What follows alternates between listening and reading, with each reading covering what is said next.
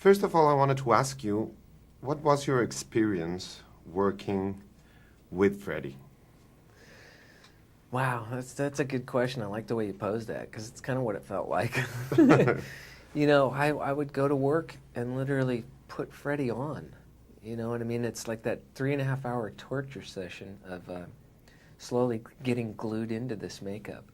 And that would somehow oddly inform, you know, me physically, emotionally, just the way I felt. Literally just sitting there, the way I felt. It was so odd and so otherworldly that I would give that feeling to Freddy between action and cut. But it was it was odd. I mean, it's weird still just looking over at that poster and seeing that face, and you know, it's a weird process. Great. You took into consideration that maybe the character would take over your personality? My personality, No. or you mean people around me? People around you, that they recognize you further on as Freddy instead of... You know, that was pause for thought. I really did need to think about that, but there was always this little voice in my head saying, how can you not play Freddy Kruger? It's just too iconic. It was too exciting.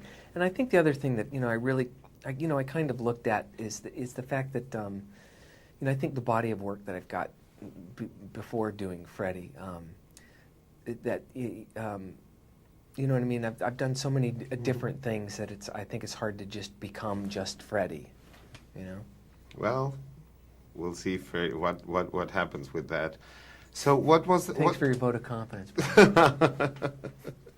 And is it true, this story? I've heard this story about you going into one of Freddy's earlier films auditions. Mm-hmm. Is it true, this story? Yeah, but I wasn't with Johnny Depp. I was with Brad Pitt.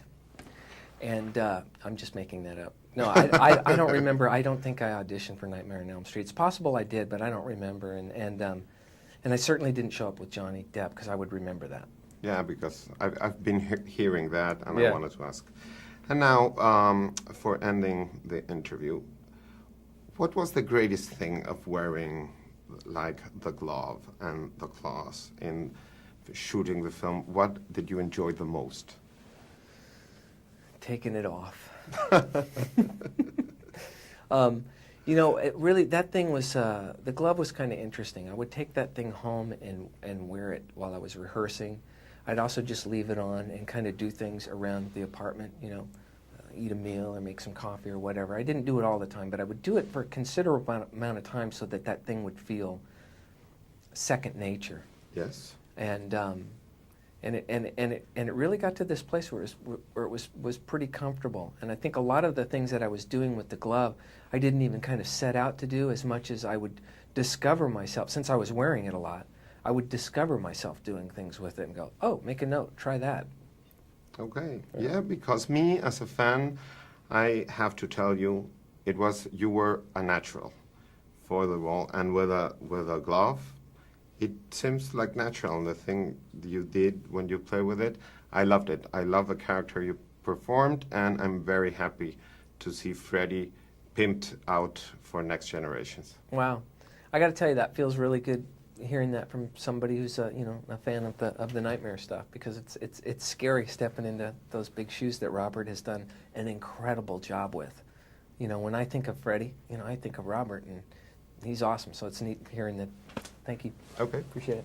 Thank you.